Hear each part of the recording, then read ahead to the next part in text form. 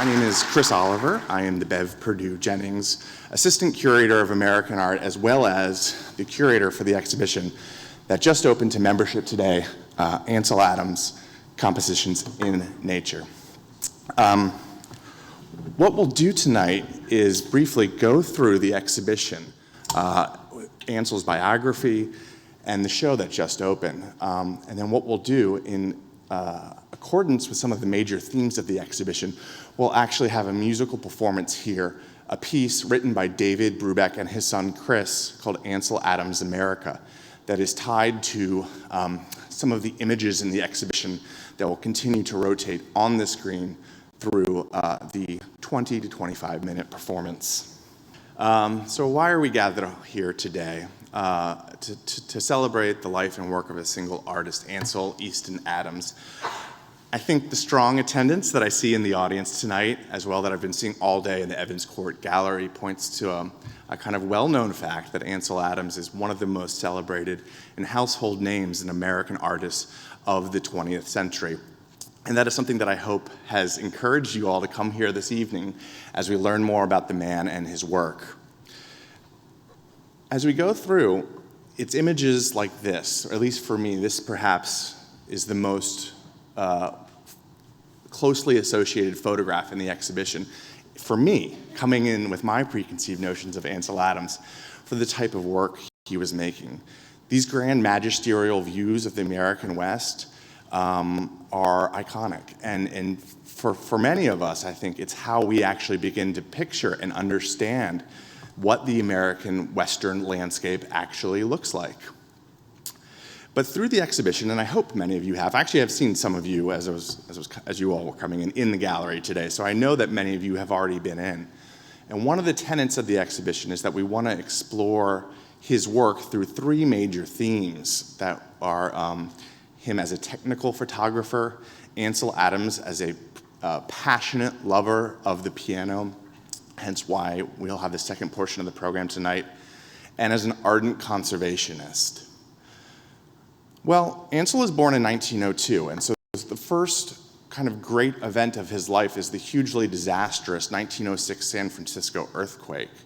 Ansel was only 4 years old at the time, but and miraculously during the actual earthquake, his family and his home were completely intact and completely fine. It was when he was allowed to go play outside afterwards that an aftershock actually shook Ansel, threw him against the wall, and permanently bent his nose forever to the left. The doctor attending actually recommended that they wait until he was in his teen years to have it reset, but that was something that never actually happened, so it became a distinctive characteristic of the artist throughout his life. Shortly thereafter, they moved to the Richmond district of San Francisco, and in this home that's still standing, overlooking the Golden Gate, near the Golden Gate of San Francisco. So it's early in his life that there's this combination of that which is urban, that which is wilderness, that which is rural, in this kind of suburban environment. Here's the Golden Gate as he pictured it many years later after moving it there. He writes that he was in that Adams family house one day in 1932, and he saw the appearance of the sky, and he grabbed his camera and ran several blocks over from the house to capture this amazing view. So even though he's living and raised in San Francisco and spending most of his early life there, there is still a sense of that unspoiled landscape. So it's in 1916 that Ansel Adams first visits the location that would be most associated with him and his work for the remainder of his career, and that is Yosemite. It's an incredibly important site to Ansel, returning nearly annually for the remainder of his life. What started off as excursions into the wilderness became a combination of hiking and climbing, as well as photography, and then more and more photography as his fame grew. It was also importantly on this 1916 trip that Ansel's given his first own camera, right? So he had used a family camera earlier, but his father gave him a Kodak Brownie #1, which were these kind of tremendously influential cameras because they were affordable, and they were also somewhat easy to use. So you saw this great kind of democratization of who could participate in the act of creating photography. Yosemite had been a kind of national preserve since the time of the American Civil War. In 1864, President Lincoln had issued a declaration that set aside land at Yosemite as a national preserve. So this is not yet the national park system that we see birthed later on. But it was very important for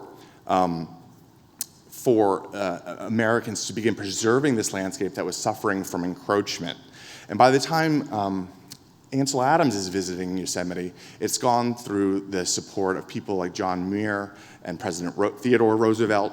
And Adams becomes heavily involved in the Sierra Club, something that he would be involved with for the remainder of his life. And so it's interesting that in 1927, amongst a portfolio of 18 photographs called the Parmelian Prints, he includes this significant vista of Mount Galen Clark. And Galen Clark was the first guardian, as the term was at the time, of the National Preserve at Yosemite. So we're beginning to see this consciousness about land conservation come up very early. Now, I want to stop and talk about the Parmelian Prints really quickly, because those of you who visited the exhibition have seen several of those works from this early seminal portfolio on view and have perhaps wondered or had your questions answered through the wall text about what a Parmelian print was.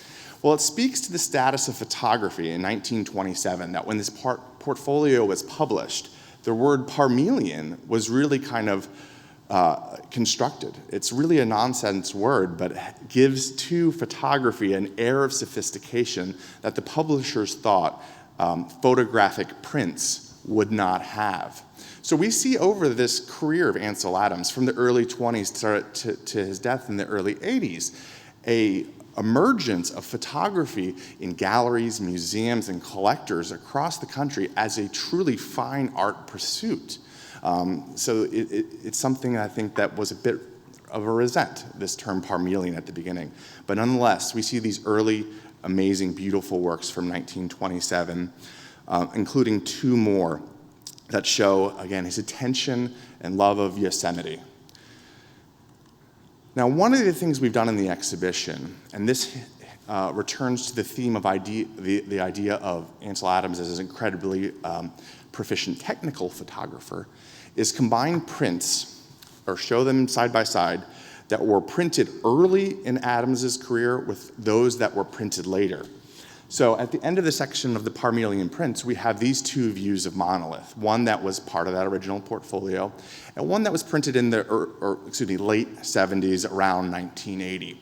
And what you see is not only a changed material from a kind of a buff paper to one with high contrast and white, very white whites and very deep blacks, but also a sense of how scale changes in the two works. So in 5 instances throughout the exhibition, we want to think about how the act of creating photography, this artistic process, not only happens in the landscape, but Ansel is continuing that creative process into the darkroom as he's making specific aesthetic decisions about tone, scale, and even cropping when he's printing each of these photographs. Now, I want to point out that one of the highlights of this exhibition is a series of recent gifts to the Virginia Museum of Fine Arts from one of our generous patrons who's joining us tonight, Andrea Grace Stillman. Andrea worked for Ansel Adams in the 1970s, but she's also an art historian and curator in her own right. And some of the really rare, kind of unseen, but highly just magnificent works you'll see in the gallery are these series of winter scenes produced in the early 1930s. Ansel had actually been hired by the Curry Company of Yosemite to produce these scenes of winter recreation because the Curry Company, which administered kind of a lot of the rental services in the national park, had hoped to lure the Winter Olympics of 1932, which were eventually awarded to Lake Placid.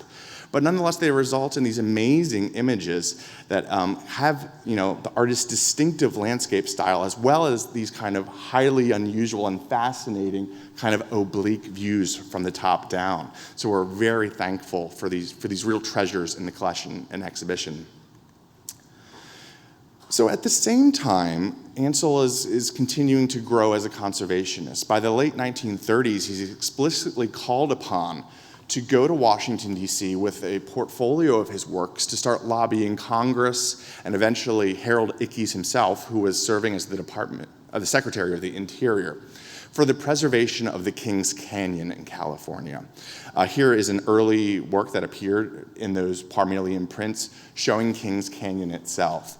And this is not unprecedented in American art history, but Adams was using his artistic products to further this conservation movement.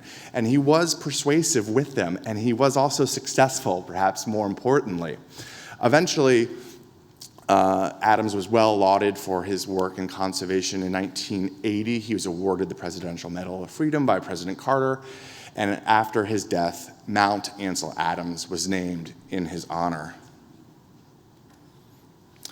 But I also want to point out that while Ansel, I think, is most closely associated with Yosemite and the California landscapes, the exhibition shows several images from other national reserves and parks across the country that he had an interest and an imperative to photograph in these environments, including in Death Valley, as well as Tennessee's Great Smoky Mountains. Lastly, and what will bring us to the more lively portion of the evening, is to think about Ansel Adams as a man with a huge passion for music. I know on October 8th, actually, Andrea Gray Stillman will be joining us for another program in the theater, and one of the things she'll be speaking about is this early decision by the artist to prioritize his photography over his own career as a concert pianist. So in the gallery, what we've done is we have playing recordings of Ansel Adams himself on the piano.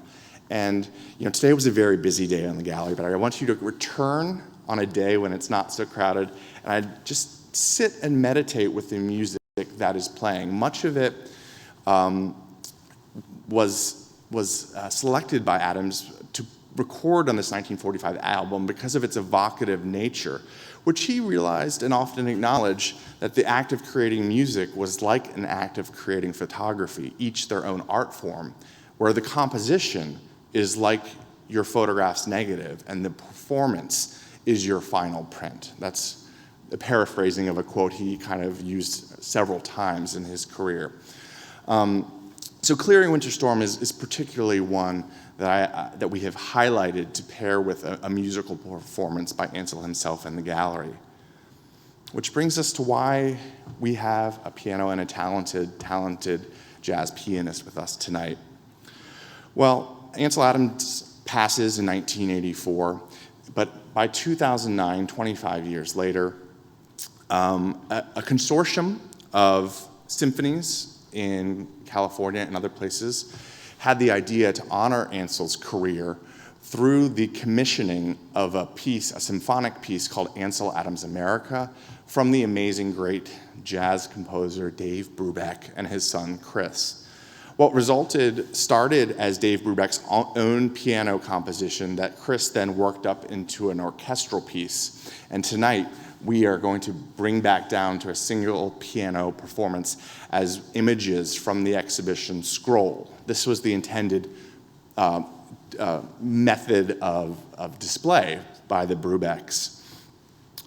So tonight, we have joining us Michael Jeffrey Stevens, who will perform his jazz improvisation off of Ansel Adams America. I think you all should have gotten a program in which Michael himself goes into some more depth about the piece tonight.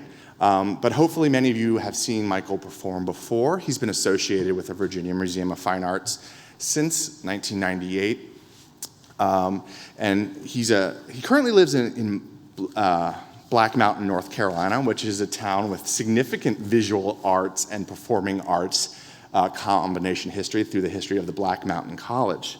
But he's been a world traveler. He's lived and worked in Argentina, Finland, Denmark, as well as the University of Michigan, Indiana University, and is currently adjunct faculty at Eastern Tennessee State University.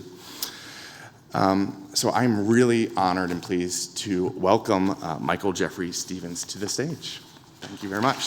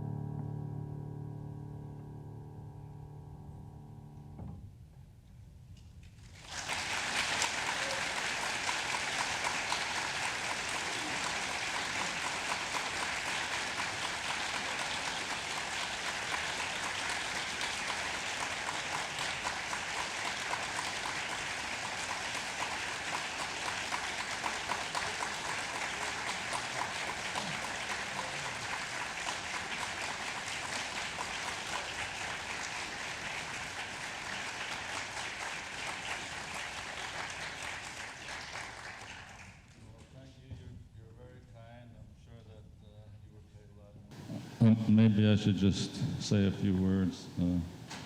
This project was initiated by my good friend, Mr. Jeffrey Allison. And if he's here, I think he should stand up and...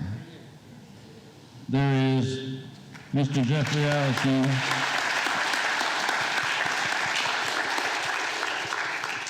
So this is how I met him. I was driving a truck. No, I'm just kidding. I wasn't driving a truck. I had a trio at the time. This is going back 30 years, and we were sending out packages to find places to play. And Jeffrey was working at Virginia Intermont College, and he invited us. That's how we became friends. And then when he came over here, he has brought me over quite a few times with different bands, but this is the first solo piano concert. And this was his idea, probably the museum's idea, but he initiated the contact with me. This was 2 years ago. We had to cancel it, obviously, last year for reasons we won't talk about. But anyway, when we finally decided that it was going to happen, I tried to buy the music, but you can't buy the music. It's nowhere to be found. I mean, at that time, maybe now you could buy it, but you couldn't buy it then. So I researched, and I sent an email to Mr. Brubeck, and months went by. I never heard anything.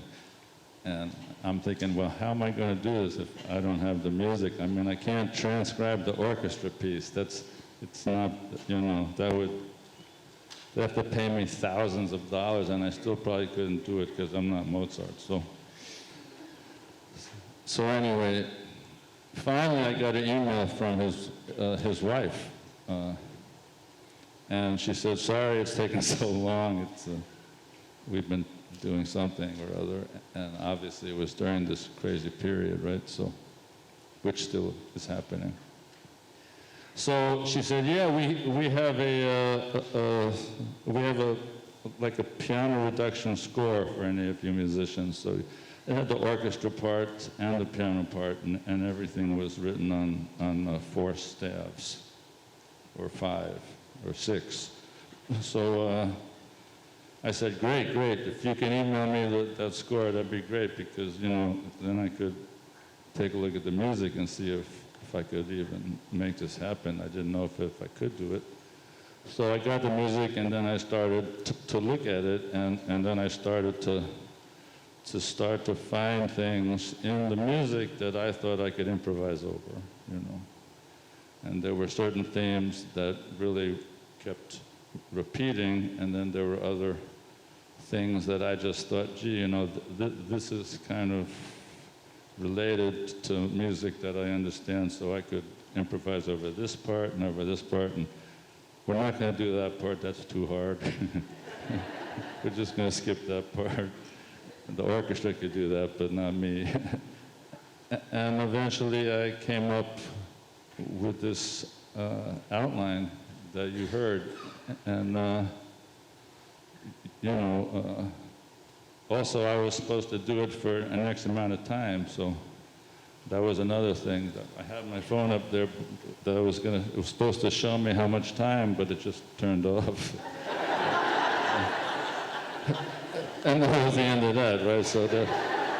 So I just knew, you know, I had I practiced it. I knew it would go somewhere between 20 and 25 minutes. I didn't know precisely what, but I just said, well, I guess I'm going to improvise more. Because I don't know what time it is. So, but anyway, now and then, I would turn around, I would go, wow, you know, look at this. Maybe I could just improvise to that, you know. I don't even have to, I don't need the music. But anyway, it was a great project. It was really tremendously interesting for me to study that and to learn about the Brubeck's harmonic language, which is certainly not mine. It's more related to to American classical music like Charles Ives and Copland than to this kind of more modern jazz vocabulary. So I hope you enjoyed it, and now I think we're going to have some questions and answers. So I'll have the questions. No.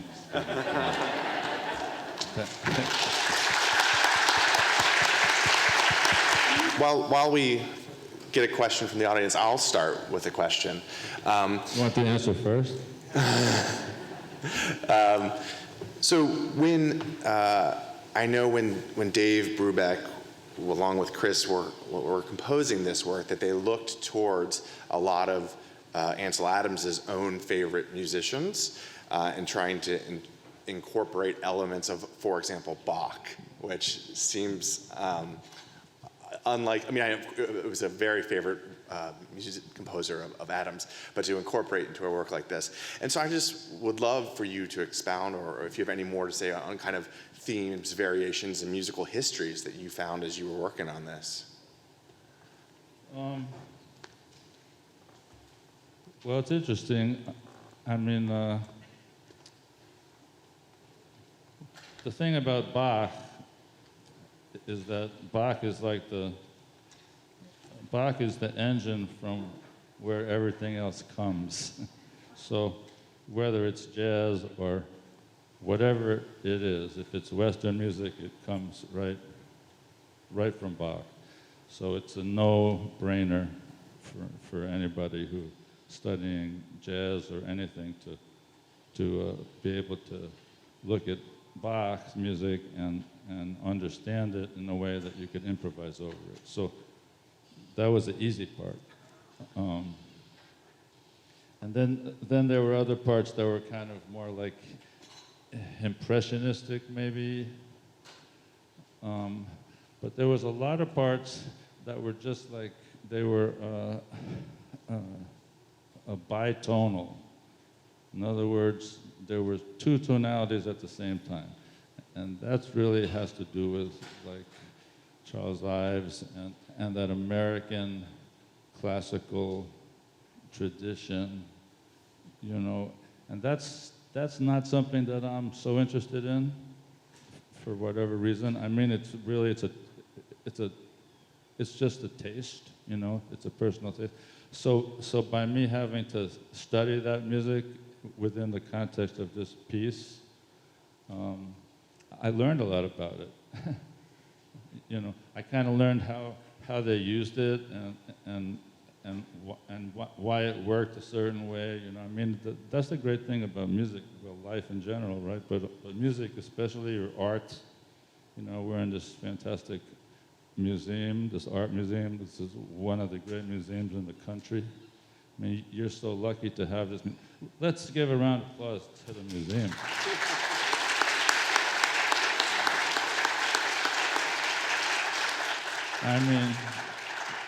Really, this museum is awesome.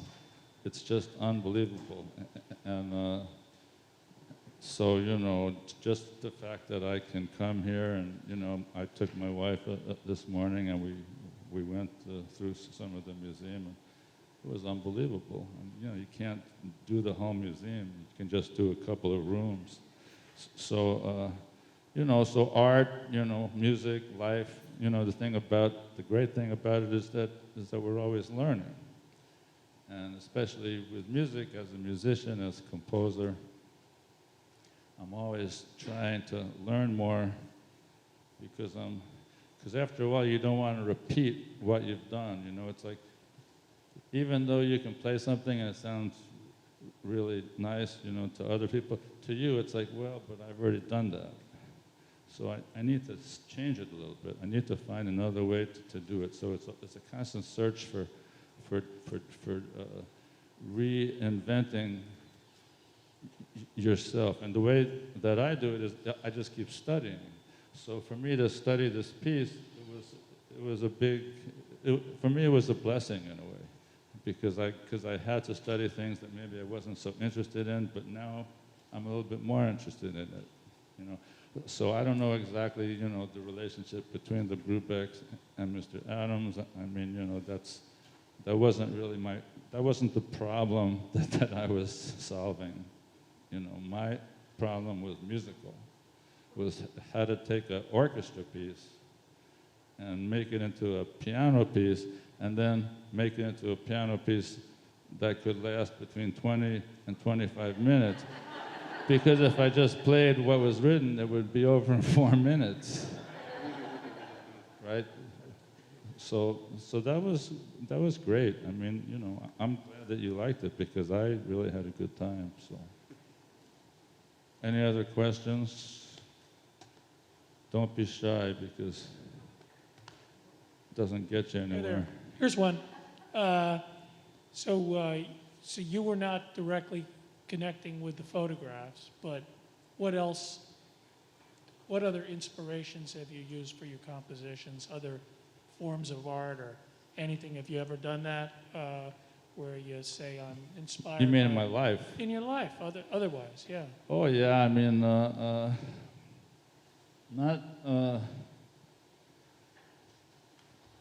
one time, yeah, there have been crazy things that have happened, right? One time I was invited to improvise music in Slovenia with my band for a film. So it was a silent film, right? So you know, so there it was. And the band was with Miles, a Griffith, great vocalist, and then piano, bass, and drums. So there was a vocalist, piano, bass, and drums. Everybody else, there was 2 Europeans in the band, and then me and Miles, and so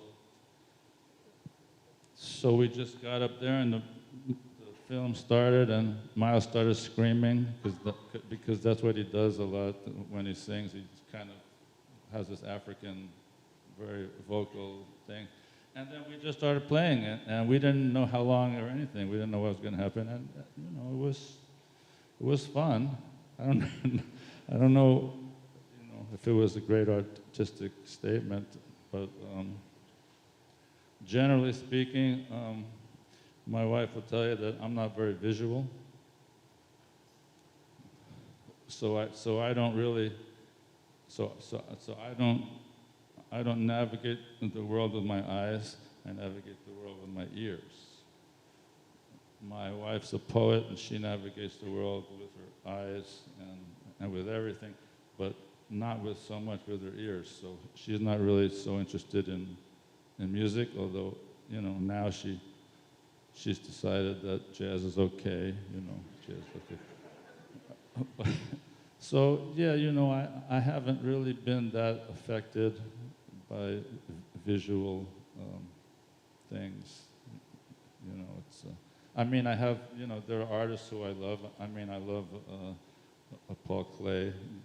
He's probably my number one. And then Van Gogh. And then maybe after that, Picasso. But, you know, I'm not, it doesn't, you know, the thing about music was I started when I was yay high,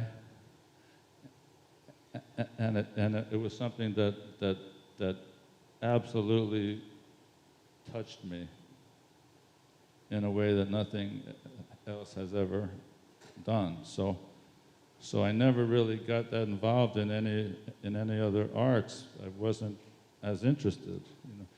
But I love art, you know. So when I come here, you know, it's amazing. But you know, it's just the way I am, I guess. One-dimensional. There's another question. Any more questions? There's one coming. That Thank was you. really I had good.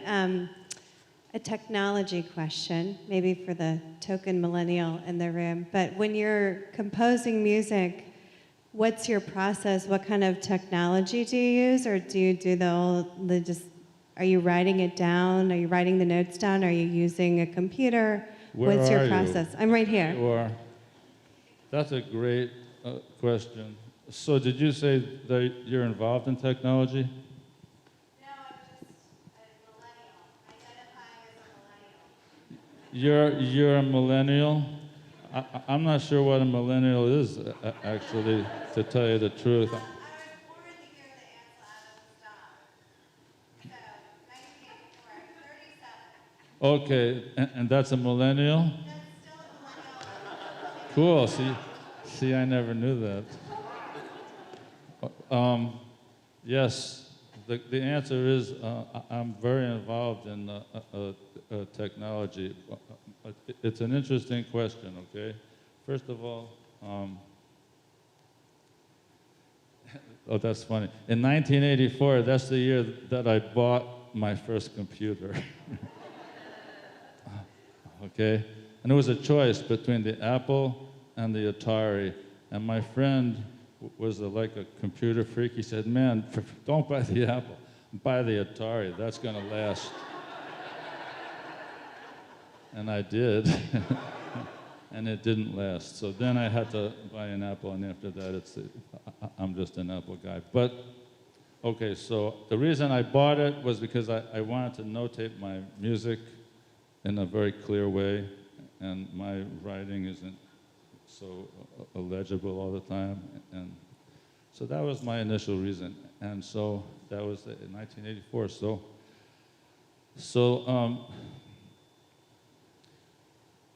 So technology helps me in a certain way, okay? What it doesn't do is it doesn't allow me to feel what I feel when I do this. When I do this, I have a different kind of feeling. It's in my body. It's almost like it's like a spiritual feeling. There's a connection between me and the piano and the natural wood and the strings and the vibrations. When I play an electric keyboard, I don't have that. It's not there because the sound isn't coming from the instrument. The sound is coming from a speaker. So I never have the same feeling. I'm not saying that I don't enjoy it, but I don't really write on electric instruments because I don't have the emotional connection. So generally speaking, what I do now is I write on the piano, and then I take the music, I put it on the computer, and then I arrange it for different instruments, you know, because I have an orchestra now on the computer that I can play with, so that's a lot of fun, but it doesn't replace the initial inspiration. Now millennials probably have a different reaction because they grew up on, well, certainly like, so what are like people in their 20s called? Like,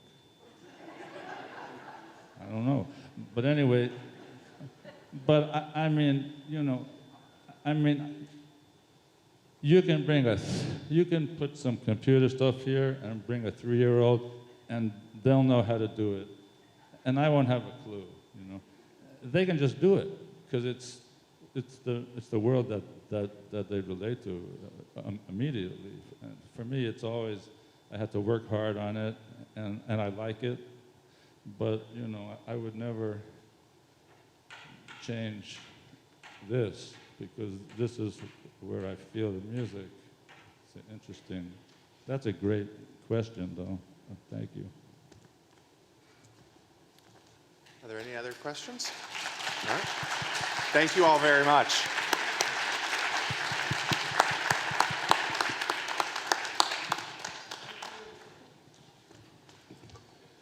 Okay, we're done now.